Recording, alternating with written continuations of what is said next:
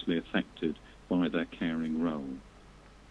So in terms of the assessment of a young carer, as you say, within the family context, what is the test that you apply? Is it the people who may or may not be familiar with this subject say that it's simply the Children's Act is your guiding light, if you like, on how you undertake a young carer's assessment?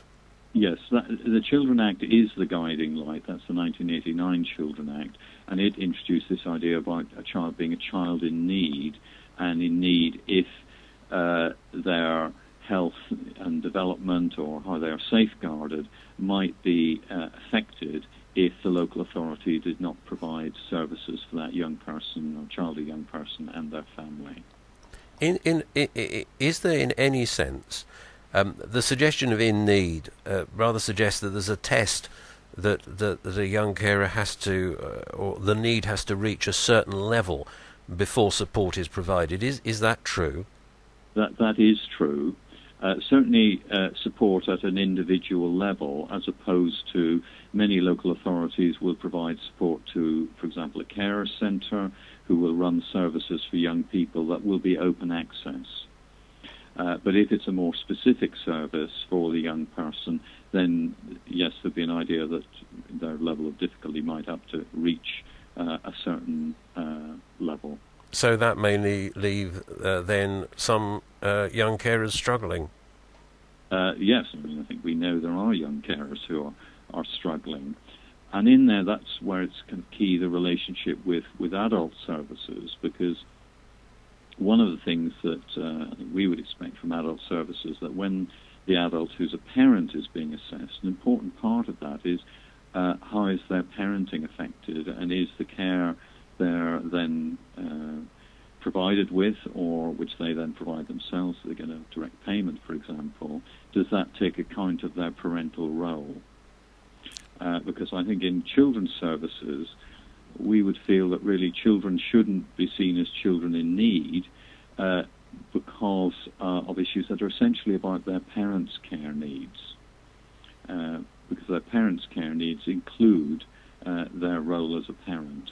So politically then, are you looking, if the Children's Act is your guiding light, are you therefore looking for the governmental lead to come from the Department for Education? The Department for Education should be jointly leading on this with the Department of Health. And they really should be doing what they expect us in local authorities, and indeed the NHS, to do locally, which is to try and make this look seamless from the point of view of children and their families.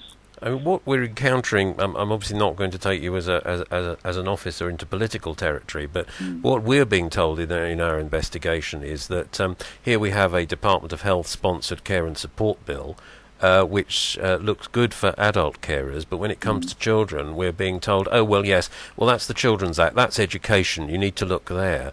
I mean, if that was right, how would that impact on your job? Because you're talking about, or the job of children's services, because you're talking about a seamless working together, and politically it seems to be anything but seamless. Yeah, well, I think we would be concerned about that. And the submissions from the Associated Directors of Adult Services and our association are likely to be as one on this, that we do need legislation and guidance that fully looks joined up between this bill and the existing carers legislation and the existing Children Act legislation, so that we and our staff, and indeed children and families, are clear about who's responsible for what and what they can reasonably expect from public services who are assessing their needs and trying to meet those needs. So we are concerned about what feels like a kind of quite muddled situation in terms of the legislative position. It's interesting you should say that. We've spoken also to the Right Honourable Stephen Dorrell MP, who's chair of the Select Committee on Health, and he said echoed those words exactly. If you had the Minister for Children and Families and the Care Services Minister in front of you right now, what would your brief message to them be? My brief message would be, you need to make sure this joins up and makes good sense to children and families, and has clarity of the responsibilities of children's services in the wider sense, including schools and so on, and adult services. that we know our responsibilities and there aren't any gaps. Colin. That's Colin Green, who is from the Association of Directors of Children's Services, himself a serving director of Children's Services.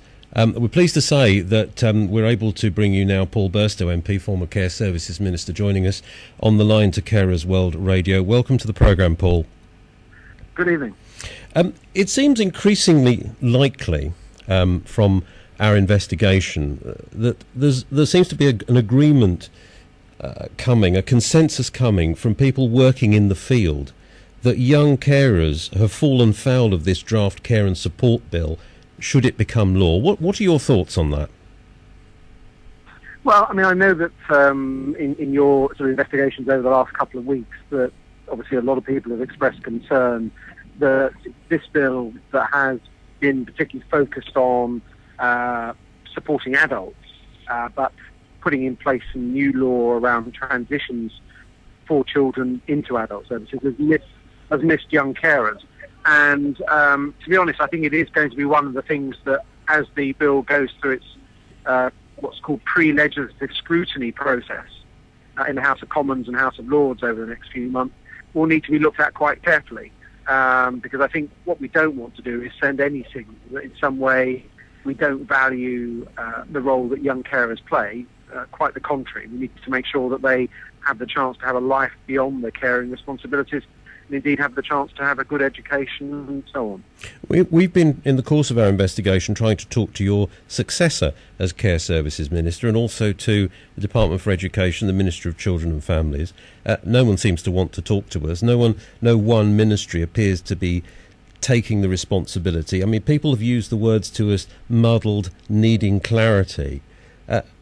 There seems to be no one putting their hand up and saying, yes, there's a problem, I will deal with it. How do you feel about that? You must feel a certain disappointment given that you started this process off.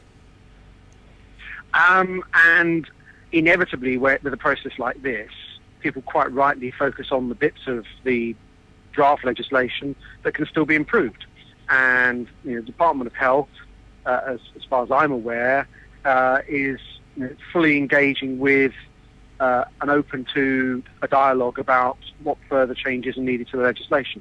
That's why the bill is going through a parliamentary pre-legislative scrutiny. In other words, a committee will meet, they will examine it, they'll call witnesses. Some of the people you've had on your programme, I'm sure, will have the chance, certainly in writing and maybe even in front of the committee, to put these concerns to them. And they will submit a report to the government.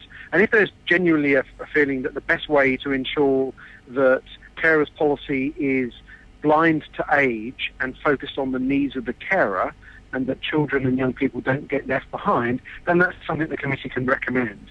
But there is a problem here, which is that some years ago, as a result of some of the terrible child abuse scandals that took place, responsibility for social care for children was separated from the responsibility for policy for adults. And the children's social care policy, which includes young carers, went to the DfE. And it's now down to government to make sure that we join those things up as we respond to the consultation and as we hear these sorts of concerns. Finally, and briefly, Paul, do you feel optimistic or pessimistic about the possibility of this clarity that so many seem to be seeking, of it actually being achieved in practice very quickly? I mean, I think the fact that this is going to go through a consultation process, there's going to be a deliberative examination of the bill by members of Parliament, both Lords and Commons, means that this is an issue that will get a very full and thorough airing. And I'm sure that some of the people that will wind up being on that committee looking at these concerns will be people who really care about carers' issues and will make sure this is one of the issues that is in the final report. I'll be really surprised if there's nothing said about this issue. I know that a number of carers, charities and others are concerned about it.